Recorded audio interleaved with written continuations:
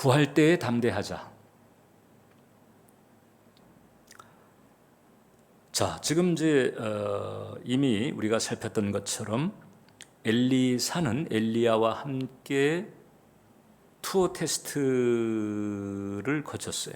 그래서 길갈, 베델, 여리고, 요단에 이르는 이 코스를 거치면서 이제 그 내면의 상태, 영성의 상태가 어떤가를 사실상 검증받은 것과 같습니다. 그러니까 엘리야와 함께 거쳐왔던 그 코스마다 가지고 있는 그 포인트들이 있죠. 그런 부분에서 이제 엘리사는 마치 통과된 것과 같은 이제 이런 과정을 거친 거예요. 물론 이제 그 이전서부터 엘리사의 영혼에 이미 이제 준비된 은혜가 있었다고 봐야 되죠. 그리고 엘리야를 만났고 이제 엘리야의 막바지에 이런 과정을 거치면서 이제 제가 봤을 때는 하나님에게 인정을 받은 것 같습니다.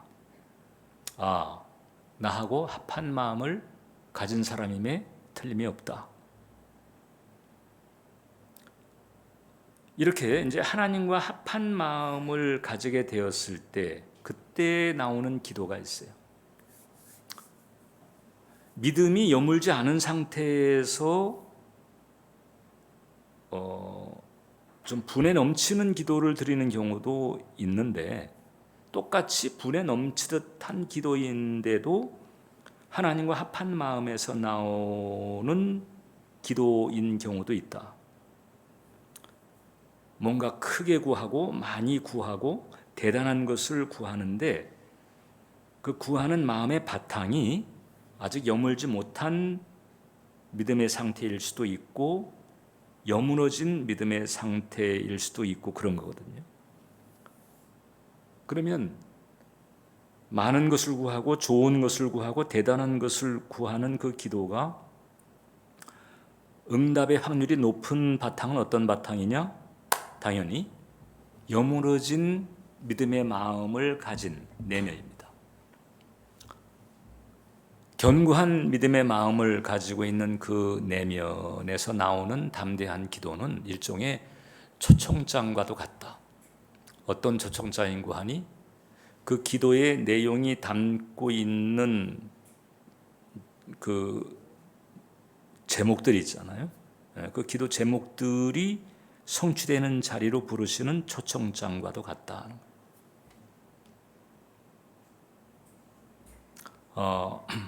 그래서 하나님과 합한 마음에서 나오는 담대한 기도는 이게 무슨 욕심 내지는 뭐 오보하는 것이 아니라 이건 브릿지인 거예요. 어떤 브릿지인고 하니 지금 이 3차원과 그 다음에 영의 세계에 하나님께서 예비하신 그 축복, 지금 이것이 현실화되기를 대기하고 있는 그 축복과 3차원에 있는 나와 연결시켜주는 브릿지 역할을 한다.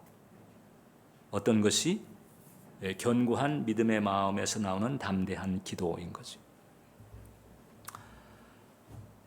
좀 전에도 얘기한 것처럼 담대한 기도처럼 들려도 내 이렇게 욕심에서 나오는 경우도 적지 않거든요. 그래서 낭패를 보는 경우들도 많이 있잖아요.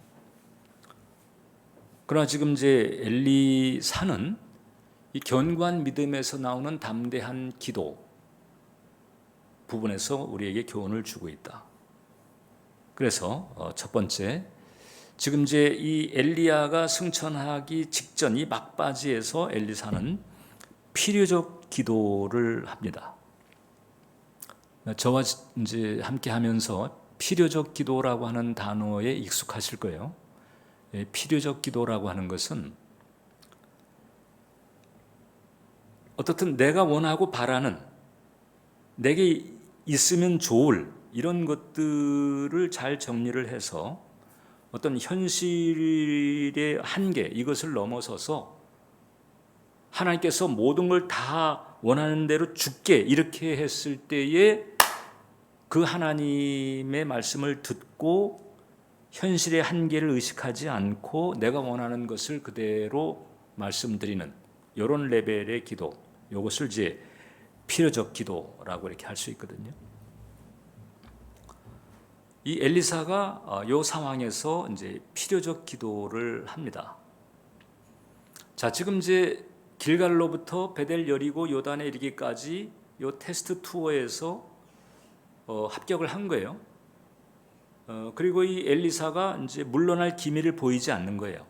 그러니까 이제 엘리야가 묻게 됩니다. 도대체 너 뭘 바라는 거지? 물었습니다. 그때 엘리사가 성령 역사의 갑절, 그러니까 스승에 나타난 성령 역사보다도 갑절을 구합니다. 물론 여기서 이제 갑절이라고 하는 것은 일종의 상징입니다. 이 구약 시대 때의 갑절이라고 하는 단어는 꼭 곱하기 2 이것을 말하기보다는 아주 확실한 적통, 쉽게 말하면 장자권인 거죠. 그래서 이 장자에게는 두 몫을 주거든요. 더블 포션. 여기서 이제 갑절이 나오는 거예요. 그러니까 이 갑절을 달라라고 하는 것은 곱하기 꼭 2를 말하는 것이 아니라 곱하기 2 이상일 수도 있는 거예요. 아무튼 확실하게 적장자로서의 어떤 그 권리 혹은 그런 축복 이것을 내게 달라. 신명기 21장 17절을 보면 그에게는 두 몫을 줄 것이니 장자를 향한 얘기입니다. 그는 자기의 기력의 시작이라 장자의 권리가 그에게 있습니다. 장자에게는 두 몫을 주는, 왜냐면 할 일이 많으니까. 뭐 차남, 삼남, 뭐 이 동생들보다도 그 가문을 유지하고 특히 이제 하나님과의 관계 유지, 또 가문의 여러 가지 재산권 유지, 가문의 어떤 안전 유지 이것을 위해서 아주 우선적이고 중점적인 책임이 있기 때문에 그래서 이제 장자에게는 두 몫 내지는 그 이상을 주도록 이렇게 율법이 정해졌단 말이죠. 그러니까 이제 엘리사가 엘리야에게 갑절의 능력을 구했다라고 하는 것은 마치 한 집안으로 치게 되면은 적장자에게 주어지는 그런 권한을 달라, 이제 그런 레벨의 축복을 달라, 이런 뜻도 가지고 있다고 하는 거죠. 근데 일단 여기서 대단한 것이 뭔가 하니? 그래도 그 상황에서 어떻게 그 갑절을 구할 생각을 했을까? 그냥 실제로 사실 엘리사에게 나타난 기적의 빈도수를 보게 되면 엘리야에게 나타난 기적의 빈도수보다 거의 곱하기 2가 됩니다. 어떻든 스승보다 갑절의 영감, 갑절의 능력을 구하는 거거든요. 대담한 기도입니다. 대담한 기도예요. 엘리야 정도만 돼도 대단한 거잖아요. 근데 엘리야보다도 갑절을 구하는 거예요. 어떻게 이렇게 구할 수가 있었을까? 이제 엘리사의 경우에는 이미 내면이 정화된 상태. 내면이 정화된 상태다 보니까 이제 성령의 강권하심이 더 강하게 역사할 수 있는 바탕이 되는 거죠. 이제 이런 상황에서 입을 넓게 여는 거죠. 입을 크게 여는 거죠. 아까도 말씀드린 것처럼 현실적인 한계를 넘어서서 하나님께서 나타나셔서 네가 뭘 원하는지 원하는 것 다 말해봐. 내가 그냥 그대로 다 줄게. 이렇게 했을 때에 그때 내가 원하고 필요한 모든 것을 거침없이 얘기할 때에 드려지는 기도. 이제 이게 바로 필요적 기도. 제가 말씀드린 필요적 기도라고 하는 것인데 지금 엘리사가 바로 이제 그와 같은 기도를 드리는 거죠. 근데 이 엘리사의 경우에는 이미 여러 번 언급한 것처럼 바탕이 잘 돼 있는 상태에서는 담대한 기도, 사실 믿음의 기도였다는 거죠. 우리가 이제 보통 기도할 때, 제가 이제 어렸을 때, 그러니까 제가 이제 고등학교 2학년 때서부터 교회를 다녔거든요. 그때 이제 기도회에 참여했던 기억을 보게 되면 이런 패턴의 기도를 드리는 분들이 좀 적지가 않았어요. 아시지요, 주님. 아시지요. 새벽 기도라든지 기도회에서 좀 앉아서 때로는 흐느끼 기도하고 때로는 하소연하기도 하고 그러다가 아시지요, 주님. 아시지요, 주님. 그리고 사실상 하나님께서 우리의 형편을 다 아시는 건 맞지요. 근데 이제 우리의 기도가 아시지요에서 끝나서는 안 되는 거예요. 물론 이제 하나님과 마음이 이렇게 통하는 그런 기도라고 하는 점에서 아시지요도 의미 있는 기도입니다. 그런데 우리가 뭔가를 얻거나 혹은 뭔가를 이렇게 뚫거나 이러려면 아시지요 기도에서 끝나서는 안 된다. 아시지요가 아니면 그다음에 어느 기도로 가야 될까? 아니, 주시지요로 가야지. 주시지요. 그냥 아시지요에서 끝나면요, 하나님 앞에서 하소연이 되고 심정을 통할 수는 있습니다. 위로도 받을 수 있어요. 어떻게? 안다, 내 딸아. 안다 해서 끝일 수 있어요. 근데 우리에게 필요한 것은 이제 그냥 알고 계시는 것만이 아니고 이제 뭔가 길이 열리든지 뚫리든지 뭔가 턱하니 주어지든지 우리가 바라는 게 그거잖아요. 그렇다면은 이제 아시지요만 할 게 아니고 그 다음에 이제 주시지요까지 가야 되죠. 주시지요 하게 되면은 그러면 이제 하나님께서 뭘 원해 이렇게 나올 거 아니에요. 지금 엘리야가 엘리사에게 그랬던 것처럼 뭘 원하나 이렇게 했을 때에 그때 우리가 거침없이 하나님이라면 능히 하실 수 있는 이런 것들에 대한 디테일, 기도 디테일이 있어야 된다는 거죠.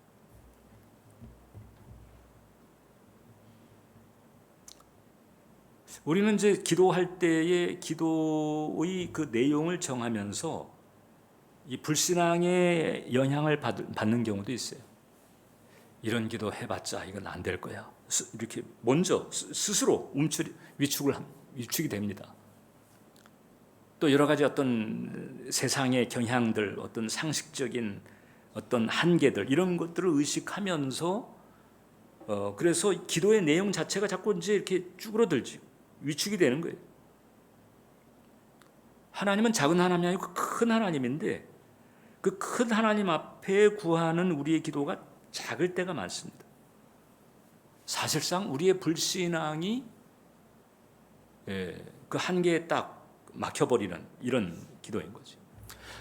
그런데 이제 우리 현대 기독교에서 기도의 스승이라고 알려지고 있는 이제 조지 밀러 목사님의 경우 보면 그분은 이 상식적인 한계를 넘어선 거잖아요. 일생 동안 기도 5만 번의 응답을 받았다고 알려지고 있는데 아마도 그것은 그 조지 밀러 목사님의 그 일기를 분석해서 나온 횟수일 거예요. 그러니까 적어도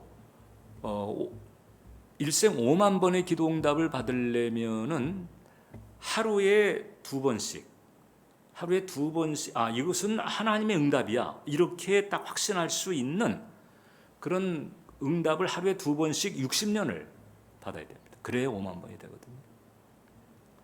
근데 실제로 조지 밀러는 고아원 운영을 한 65년간 했고 그건 연 인원 한 15만 명. 보통 이제 매년 연 단위로 보게 되면은 이제 처음에는 작았지만은 어느 정도 일정 궤도에 올랐을 때는 한 1,000명에서 2,000명 뭐 사이는 유지를 했거든요.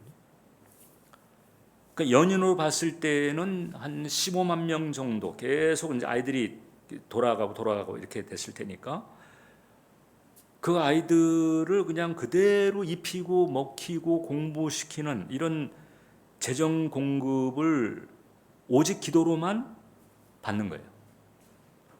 물론 이제 사람을 통해서 성금이나 기금이 들어오는데 그게 사람에게 도와달라고 요청한 게 아니고 그냥 하나님에게만 기도하는 거예요. 그러면 기도를 들으신 그 하나님께서 돈 있는 사람들에게 감동을 주셔가지고 그래서 조지 밀러 고아원을 도울 마음을 가지게 해서 가까이 있는 사람은 이 리어카에 빵 싣고 가게 하든지 멀리 있는 사람은 그 돈을 붙이든지 이런 식으로 그것도 심지어는 인도에서 보내는 돈도 있을 정도입니다. 근데 그게 참 그 일기를 보면 정말 그 모골이 송연한 게, 인도에서 붙인 돈이 영국의 그 브리스톨에 도착하려면은 아무리 빨라도 3, 4개월 정도 걸린단 말이죠. 근데 그런 식으로 붙여진 돈이 딱 도착해서 그 돈 가지고 음식을 사가지고 아이들 식사를 하게 만드는데, 그게 딱 양식이 딱 떨어질 때쯤 돼가지고 돈이 도착하는 거예요. 근데 그 돈이 3개월 전에 보낸 돈이, 6개월 전에 보낸 돈이. 그러니까 제가 그 조지 밀러 목사님의 일기를 읽으면서 느낀 게, 이 조지 밀러 목사님의 기도를 들으신 주님께서 6개월 뒤에 아이들의 양식이 다 떨어질 것을 아시고, 그 6개월 뒤에 그 타이밍을 딱 맞춰가지고 6개월 전에 인도에 있는 누군가의 마음을 움직여가지고 돈을 붙이게 만드신 그런 일들이 비일비재해요. 그런 응답까지 해가지고 5만 번 기도 응답을 받은 것이다라고 하는 것이거든요. 물론 이제 조지 밀러가 무슨 뭐 인도에 있는 사람들의 마음을 감화시켜 주세요, 뭐 이렇게 한 건 아니에요. 하나님 앞에 고아의 아버지시라고 하는 그 시편 말씀을 딱 붙잡고 말씀 기도를 한 거예요. 하나님은 고아의 아버지시다. 그러니까 고아를 향해서 하나님께서 아버지처럼 하실 일을 하실 것이다라고 하는 데 대한 믿음을 딱 가진 거예요. 그리고 처음에 이제 고아원을 시작하면서 마음에 딱 결심을 합니다. 어떤 결심인고 하니, 난 오직 기도만으로 이 세상에 하나님께서 살아계신다라고 하는 사실을 증거하리라. 일체 사람들에게 손 내밀거나 도움 요청을 하지 않고 그냥 오직 하나님에게만 기도해서, 그래서 하나님의 역사하심으로 필요가 공급되는 이 길을 내가 가리라. 딱 이렇게 딱 마음을 먹는 거죠. 대단한 믿음이죠. 그분이 한 얘기가 있습니다. 이런 얘기를 했어요. 만나와 메추라기에만 의존해서 40년간 광야의 식탁을 차렸던 구약의 이스라엘 민족처럼 처음부터 끝까지 자원하는 사람들의 성금과 성물로 고아원을 운영하겠습니다. 양식이 떨어져 가지고 아주 아슬아슬한 때가 한두 번이 아니었거든요.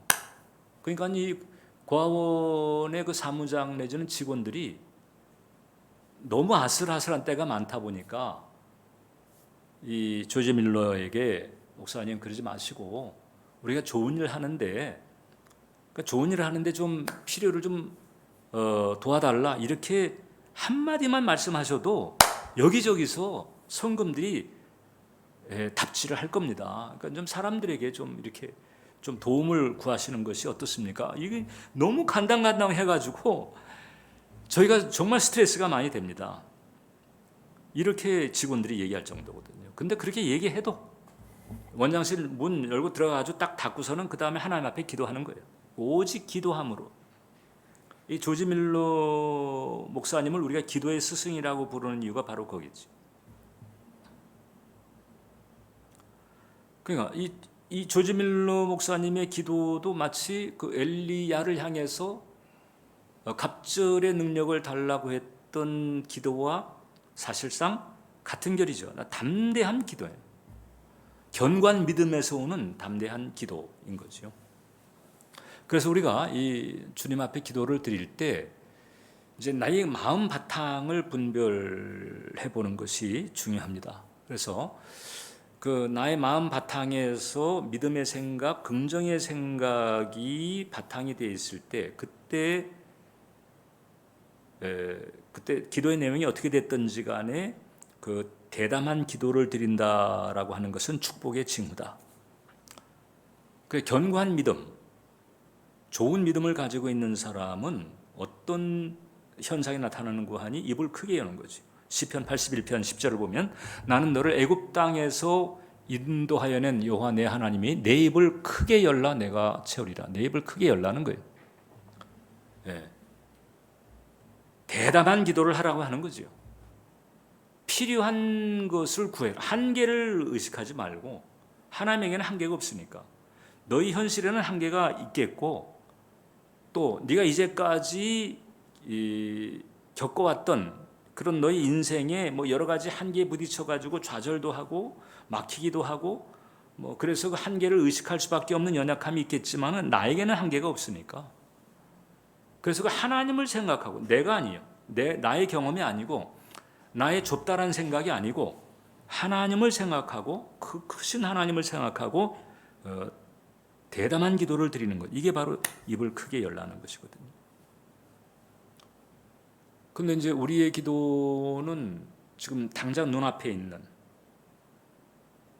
물론 당장 눈앞에 있는 필요나 문제 해결을 위해서 기도 당연히 드려야 되죠. 근데 하나님은 이제 요 앞에만 머물지 말고 좀 더 넓게 보기를 원하고 있고 더 크게 보기를 원하고 있는 거예요. 제가 전에도 얘기했습니다마는 거지가 있을 때 그 거지가 필요적 기도를 한다면은 어떤 기도일까? 거지가 필요적 기도를 한다고 했을 때 하나님, 내 이제 거지 팔자 버리고 이제 나로 하여금 나도 사업할 수 있는 능력을 부어주셔서 사업 잘해가지고 돈 잘 버는 기업인이 돼서 하나님 영광 위해서 귀하게 쓰임받게 해주세요. 이게 이제 거지 입장에서는 필요적 기도예요. 그런데 거지가 믿음의 바탕에서는 이 필요적 기도를 하지 못하게 되면 어떻게 되는 거니? 기도는 드리는데 당장 눈앞에 있는 기도만 한다는 거예요. 어떤 기도? 하나님, 내 이 밥통, 이 철밥통인데 이 스테인리스 밥통으로 좀 바꿔주세요. 우리의 기도가 고손에 그칠 때가 많이 있다는 거거든요. 하나님은 그게 아니고 좀 입을 크게 열라는 거예요. 입을 크게 열려면 이제 뭐가 필요한가요? 하나님이 어떤 분인가를 알아야지. 하나님이 어떤 분이고 하나님께서 어떤 실력을 가지고 있는지 하나님을 잘 알면 알수록 입은 더 크게 벌어지게 되어 있습니다. 그러니까 우리의 입이 좁은 이유는 뭔가 하니 이제 하나님은 아는데 잘 알지를 못하는 거예요. 그래서 입을 크게 열었던 가장 끝판왕이 누굴까요? 제 기억에는 여호수아입니다. 하늘의 태양과 달을 향해 가지고 스톱하는 거예요. 태양과 달을 향해 가지고 스톱. 그랬더니 하나님께서 들어주시는 거예요. 여러분 태양과 달을 향해 가지고 스톱 시켜달라는 기도도 하나님께서는 들어주셨다. 에베소서 3장 20절을 보면 다 함께 같이 읽겠습니다. 우리 가운데에서 역사하시는 능력대로 우리가 구하거나 생각하는 모든 것에 더 넘치도록 능히 하실 이에게. 하나님은 어떤 분이시냐? 우리가 구하는 것과 생각하는 것에 넘치게 하시는 분이다. 예. 우리가 작은 걸 구하면은 작은 거 주시고 큰 걸 구하면 큰 걸 주시는 거예요.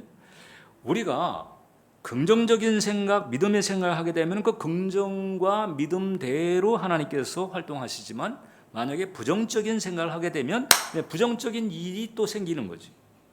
우리가 구하거나 생각하는 대로 하나님께서는 일을 하시는 분이란 말이에요.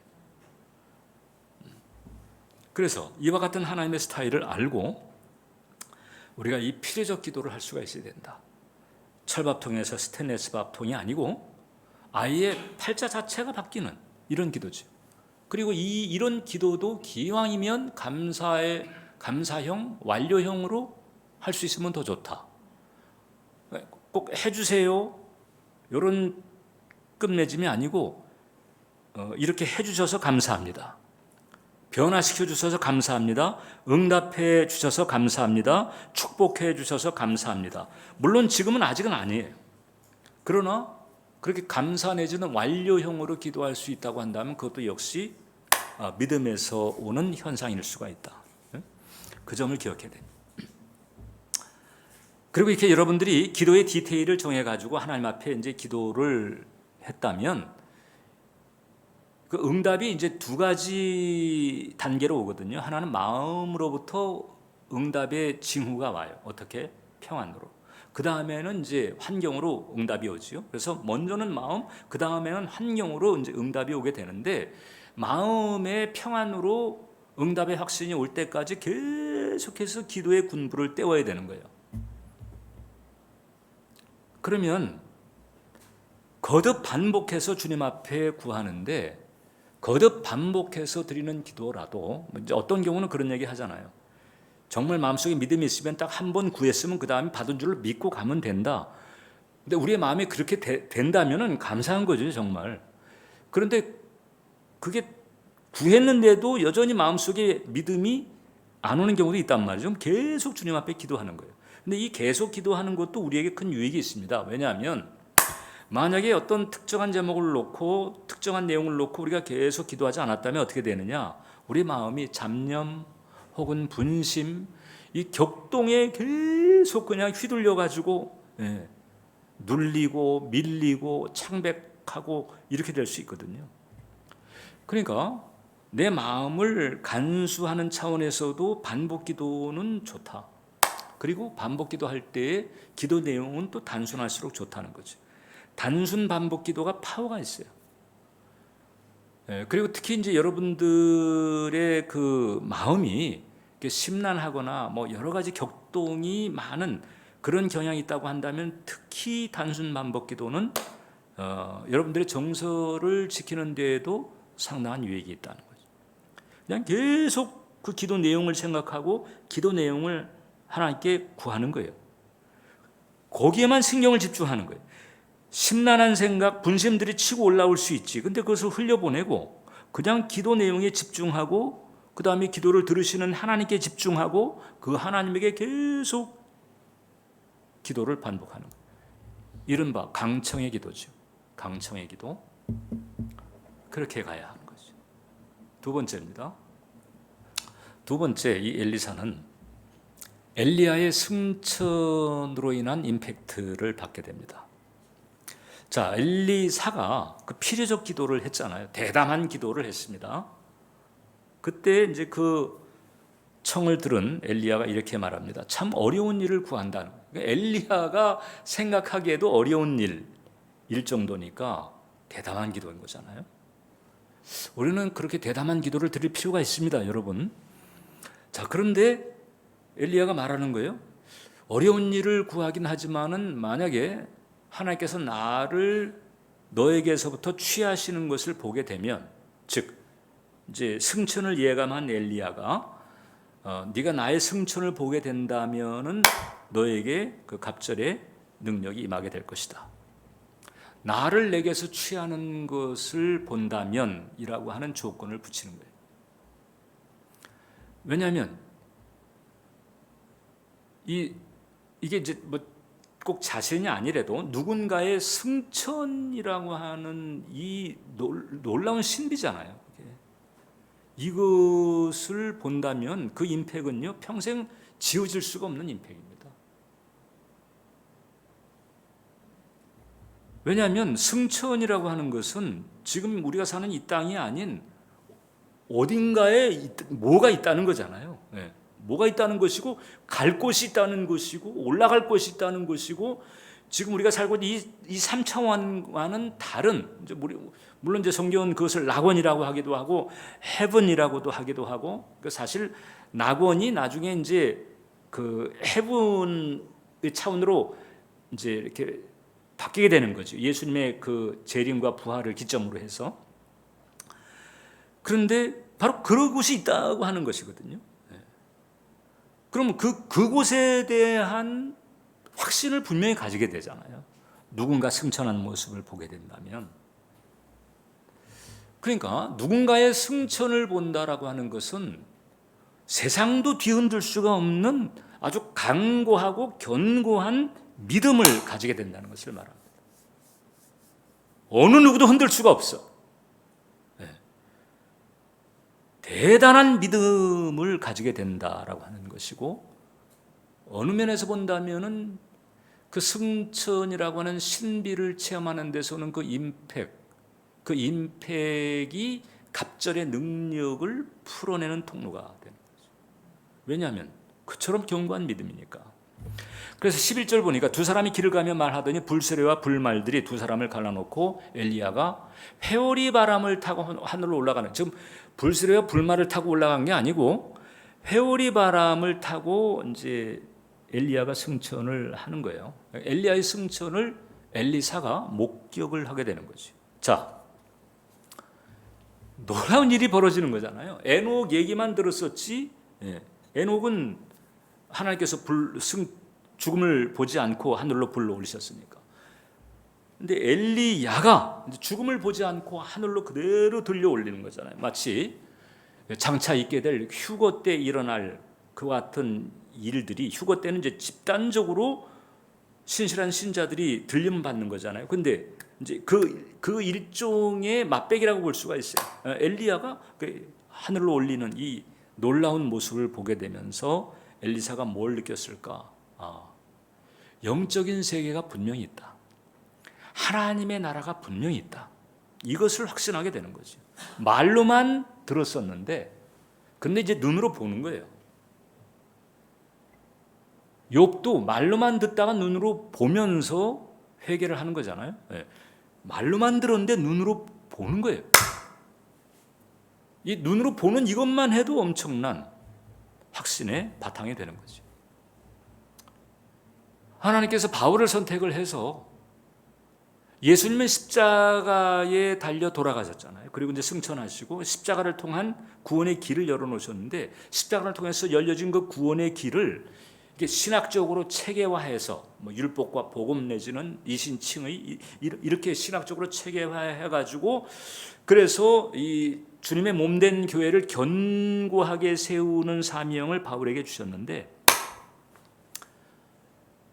이 사명을 감당하는 과정에서 엄청난 핍박, 환란이 다가오게 되는 것이거든요. 그러니까 하나님께서 그래서 바울을 어떻게 하는 거 하니, 너 한번 내가 있는 데를 다녀와 봐. 그래서 삼층천을 방문하는 영광을 주십니다. 고린도후서 12장 2절을 보니까 내가 그리스도 안에 있는 한 사람을 아노니, 자기 얘기예요. 그런데 자기라고 하지 않고 이렇게 이제 비유적으로 표현합니다. 내가 그리스도 안에 있는 한 사람을 아노니 그는 14년 전에 셋째 하늘에 이끌려간 자라. 14년 전에 삼층천, 즉 헤븐, 스카이도 아니고 스페이스도 아니고 헤븐, 그래서 셋째 하늘이라고 하는 것이거든요.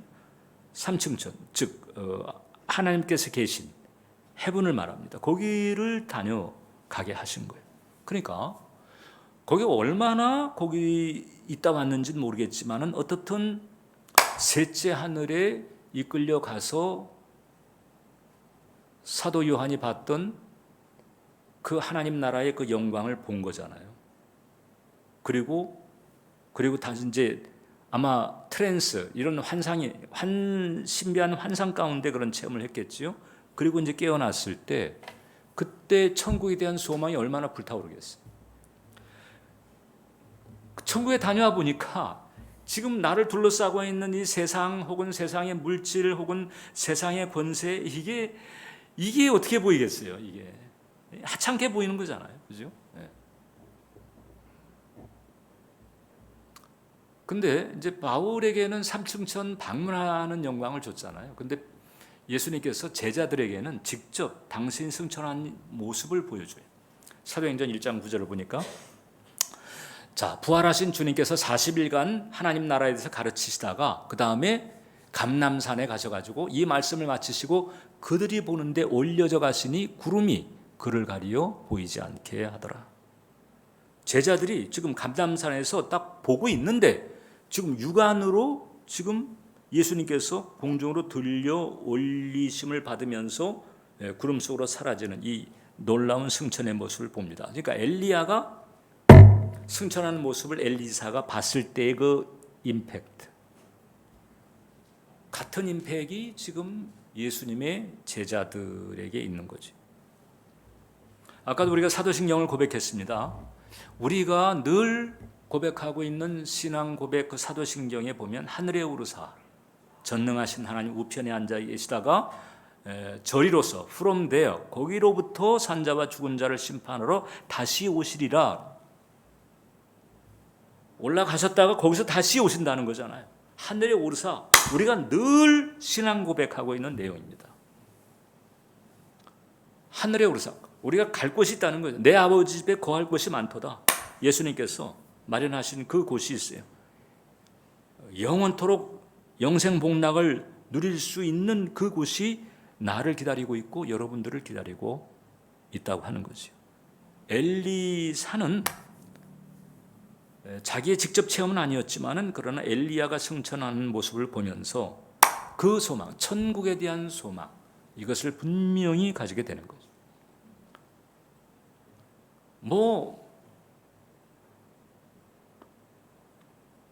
더 이상 어떤 동기가 필요하겠어요?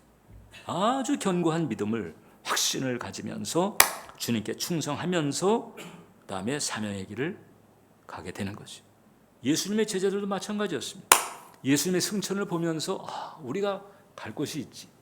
예수님 올라가신 곳, 다시 오실 예수님, 그 예수님과 함께 우리가 영원토록 거하게 될 곳, 여기에 대한 소망이 분명히 있게 되니까 그 세상이 겁나질 않는 거예요.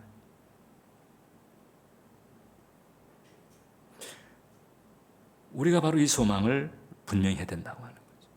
우리는 예수 그리스도의 2000년 전에 승천하셨잖아요. 그리고 이제 불언간 재림하실 터인데 이 2000년 전의 승천과 불언간 있게 될 그 재림 사이에 우리가 살고 있어요. 조금만 참으면, 여러분, 조금만 참으면 우리가 갈 곳이 있다. 그래서 바울은 뭐라고 그랬어요? 바울은 생각 같아서는 지금이라도 당장 죽어가지고 거기 가고 싶지만, 내가 내 몸을 떠나 그리스도와 함께 거하고 싶지만 내가 할 일이 있어가지고 남아있다는 거잖아요. 바울은 늘 그리스도와 함께 있는 그것을 소망했습니다. 사명 때문에 남아있는 거지. 그러니까 우리 사랑하는 성도 여러분, 조금만 참으세요. 조금만 참고 조금만 견디면서 믿음의 마음을 가지고 사명의 길을 가자. 고린도후서 4장 17절로 18절을 함께 같이 읽겠습니다. 우리가 잠시 받는 환난에 경한 것이 지극히 크고 영원한 영광에 중한 것을 우리에게 이루게 함이니 우리가 주목하는 것은 보이는 것이 아니요 보이지 않는 것이니 보이는 것은 잠깐이요 보이지 않는 것은 영원함이라. 초대교회 성도들은요, 승천한 모습을 보지 않았지만 혹은 바울처럼 삼층천을 방문할 수 있는 기회도 없었지만 초대교회 성도들은 하나님 나라에 대한 확신을 가졌습니다. 어떻게?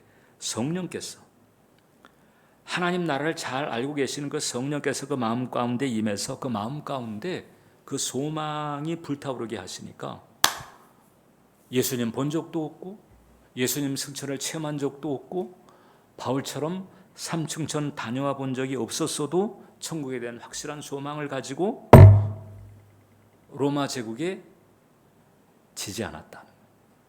거기에 겁먹지 않았어요. 위축되지 않았습니다. 그 길을 가야 되는 거죠. 오늘 엘리야의 승천을 받던 엘리사가 우리에게 가르쳐주는 교훈입니다. 우리가 보는 것은 보이지 않는 것이다. 썩어질 것이 아니다. 곧 있으면 사라지게 될 것이 아니다. 하늘에 있는 영원한 영광의 역사, 놀라운 축복이 기다리고 있음을 우리가 마음속에 확신하면서 그 소망을 가지고 믿음 가운데에서 사명의 길을 잘 가기를 원하시고 있는, 그 길을 가라고 우리에게 권하고 있는 거예요. 영적으로 깨어있게 되시기를 주님 이름으로 축원합니다. 세상에 취하지 말고 세상에 눌리지도 말고 세상에 밀리지도 말자. 기도하겠습니다. 살아계신 하나님, 엘리사를 통해서 오늘날 우리의 믿음의 걸음 간수해 주시고 믿음의 길을 가르쳐 주심을 감사합니다. 이 시간 간구하오니 우리 기도자 한 영혼 한 영혼 붙들어 주셔서 영적으로 깨어있게 도와주옵시고 천국과 영생에 대한 산소망, 굳건한 소망으로 믿음 가운데 승리하게 도와주시고 필요적 기도를 통하여 하나님의 놀라운 역사를 현실 가운데서도 체험할 수 있도록 복을 내려 주옵소서. 예수님 이름으로 기도합니다. 자, 이 시간